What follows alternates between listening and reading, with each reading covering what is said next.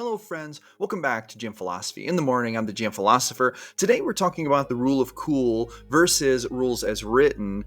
This is a really crucial philosophical question, I think. I want to kind of dig deep into this today, and I want to hear what you think about this. So if you hear things in this video that maybe you have some ideas about, you want to share your opinion, please drop a comment, let me know. The goal here at GM Philosophy is to empower game masters to run better games. That's what all my content is about. And in that spirit, here's what I would like to explore in this video. Does bending the rules actually hurt the consistency of the game, or does it allow for creativity and make the game better? I have a very strong opinion about this, and I want to share it with you.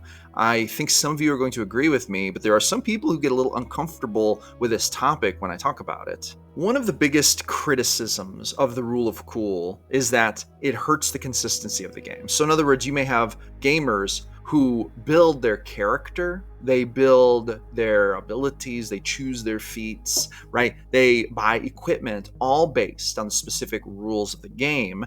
They put a lot of effort into this. And if they do not get to enjoy the special privileges that come with all that effort they put in other words, if you break the rules often, i.e. rule of cool, to let players do cool things even though they haven't invested in those abilities or worked as much on their character, but then you let them do cool things, then the characters who do invest all the time and effort in game gold and this and that might think to themselves, you know what was the point in me putting all this work on my character if the GM is just going to let this other person who's just, wiffle ball in it? Like, what's the point in me being so committed to my character if the GM is going to let these other people do all the stuff? This de-incentivizes me. De-incentivizes? I don't know. I think it's de-incentivizes. This de-incentivizes me to basically make me not as interested in putting so much effort into my character.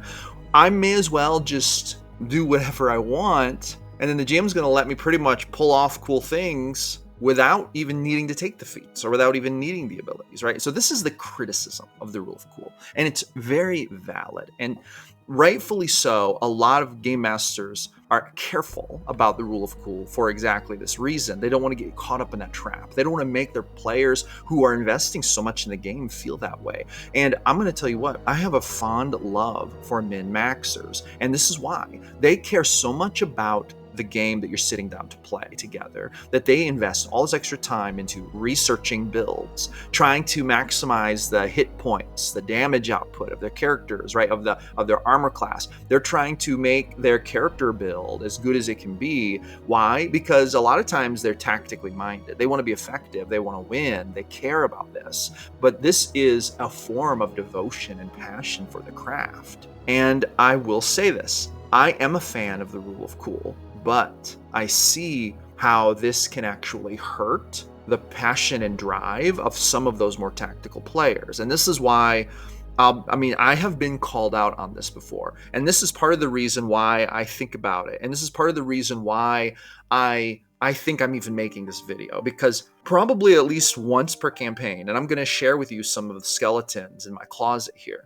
Probably at least once per campaign, I've had at least one hardcore min-maxer express frustration to me in saying something like, well, if I would have known that you were going to let them do that, I wouldn't have taken this feat to do it. Like, if I knew from the beginning that you were going to just let us do this, that kind of undermines the value of this feat. I may as well have taken something else that related to something that you don't let us use the rule of cool for, right? So here is the fact of the matter. Every time you use the rule of cool to let a player character do something that they aren't technically allowed to do rules as written, there is a chance that you're letting them do something with almost zero predetermined effort.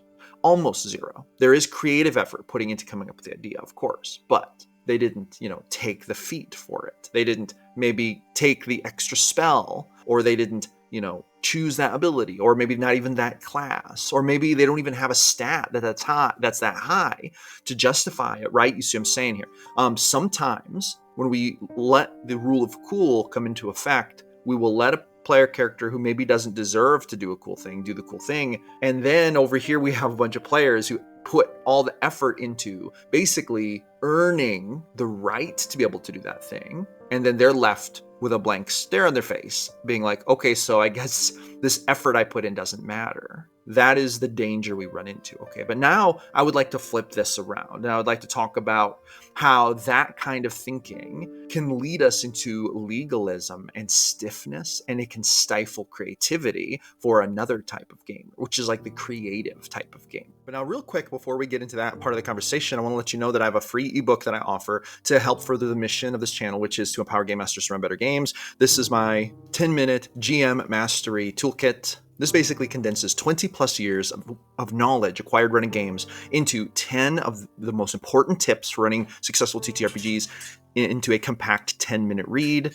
Make sure to download this. It is free. You get it for signing up for my email list. And with just a 10-minute read, you may be able to level up your next session in an awesome way. I also want to let you know that I am making a sincere and enthusiastic effort to increase the quality of this channel and really take it to the next level of success. If you would like to help and you enjoy my content, you could consider buying me a coffee with Ko-Fi, purchasing my new premium ebook, or checking out one of many other resources contained in the description.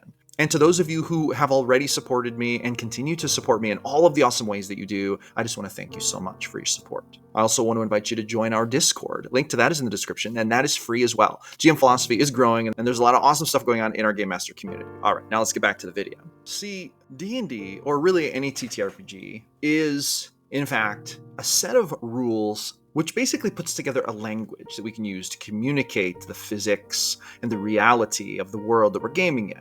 This is a useful tool for helping the game master and the players be able to communicate with each other about like what's possible and what isn't possible, and in general, what's to be expected and how you go about navigating the game. This is what keeps TTRPGs from becoming just a crazy god-tiered free-for-all in every single session.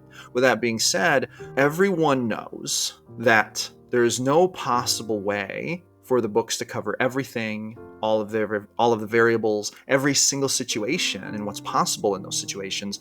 Thus, game masters sometimes need to arbitrate either between the lines of the rules or sometimes even in spite of the rules if there are things that happen that don't really apply. And let's take that one step further, because I think a lot of people would agree that sometimes the rule of cool even goes a step further, which is you may actually ignore a rule or override a rule's typical function in order to allow a player to do a cool thing that they would otherwise not be able to do, which is kind of basically the definition of the rule of cool.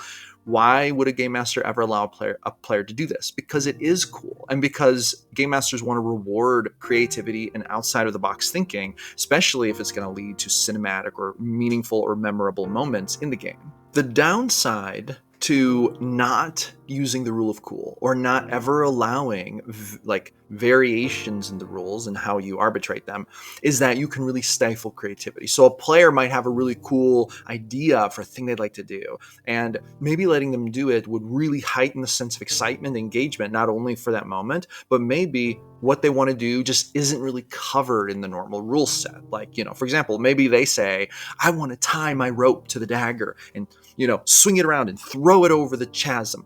And then you as a game master might be like, well, hold on now. Do you have an ability that expressly allows you to do that? Or a feat or a spell? And they might say something like, oh, well, no, not exactly. I was hoping I could, maybe use my dexterity modifier to tie the rope and then make a ranged attack or something like that. But then you might be like, oh, nope. That is not covered under the dagger description. The rope description doesn't say anything about tying the rope to a dagger. No, I'm afraid that what you're looking for just isn't in the rules. And so thus I'm not going to allow it, right?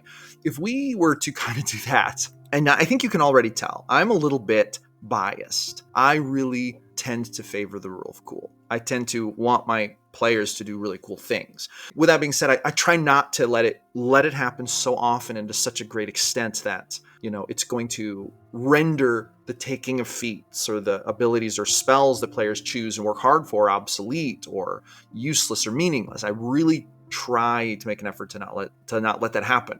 But I will admit that I allow the use of rule of cool a lot. I do tend to play relatively dark, gritty, I would say violent and kind of terrible games. Like the games I run have a lot of horrible things happen in them. In fact, if you watch any of the games I put on my YouTube channel, they are really tame compared to the games I usually run because I knew they were going to be going on YouTube. So I put a PG-13 rating on them. But, I like to run deadly, gritty, violent, terrible, like existentially dark game themes. And then I love to give player characters the chance to create light and hope in this bleak world with the rule of cool and their ideas and their abilities and their spells, and using them in unique and creative ways. And if they can think of ways to use them that are really outside the box, I'm really inclined to try to let them do it. They might face some kind of drawback or some kind of risk, but I'm really inclined to let them do that. And I believe that this is good for the game table because I believe it gives everyone a bigger toolbox to utilize than just their feats and spells and abilities. I believe that this gives them the toolbox also of the kind of the open-ended imagination, creativity they have as humans. And I want to take this also down to a human level. I believe that playing TTRPGs is a bit of a sacred human thing, right?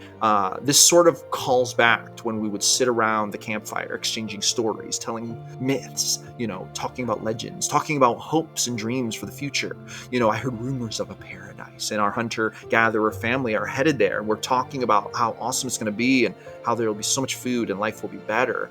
I think that TTRPGs kind of bring that energy into the modern world, in a world obsessed with making money, in a world obsessed with trying to automate everything, in a world that seems kind of obsessed with the dollar. It can be very refreshing and therapeutic, and dare I say sacred, to have such a human endeavor going on. And if we're going to just relegate this process of what I believe is actually collaborative storytelling to a very strict black and white set of rules, then it's like we're not doing something so different than playing chess. You can be creative in chess, but one thing about chess is that you are incredibly limited in what you can do. So all of the creativity comes from the black and whiteness of a very strict rule set. Thus, you can't create a paladin who broke their oath and is embarking on a journey of trying to reconcile with their god while playing chess. You can move your knight up 2 spaces and over 1. That's what you can do with your knight, right? You can't cast, detect good and evil with your knight on the chessboard. So D&D, while obviously, a much broader contextual game than chess, is still a game that is hedged in by rules, and that's important because without rules, we would lack the structure for a cohesive gaming language. However, sticking only to those rules, I cannot help but to see it as an overall detriment. So what does this leave us with? This leaves us with, the approach that I think most game masters probably pursue, which is follow the rules as much as possible, especially everything that contributes to the game, but there is room for homebrew rules, there is room for house rules, table rules, there is a space for homebrewing your own content within the system and then adding it in as a modifier, as a modification, an upgrade even to the system. There is also room to sometimes bend or even break certain rules in favor of allowing creativity to come through. However, we would want to do it in a structured way and not let it run rampant and out of control to where the rules are abused and now abilities, feats, and spells mean virtually nothing because you're letting everyone do everything. And that's where the arbitration by the game master comes in. So that's my approach. That's the approach I take, and I tend to really try to let players be creative and to let them deploy creative solutions. And I think that this makes the game more special and better and funner. Drop a comment, let me know what you think. I really believe this is the right approach. I would love to hear what you think. And with that being said, that's going to conclude my thoughts. Thank you so much for coming back for another episode of GM Philosophy in the Morning. Smash the subscribe button and hit that thumbs up button. I'll see you awesome people on the next one.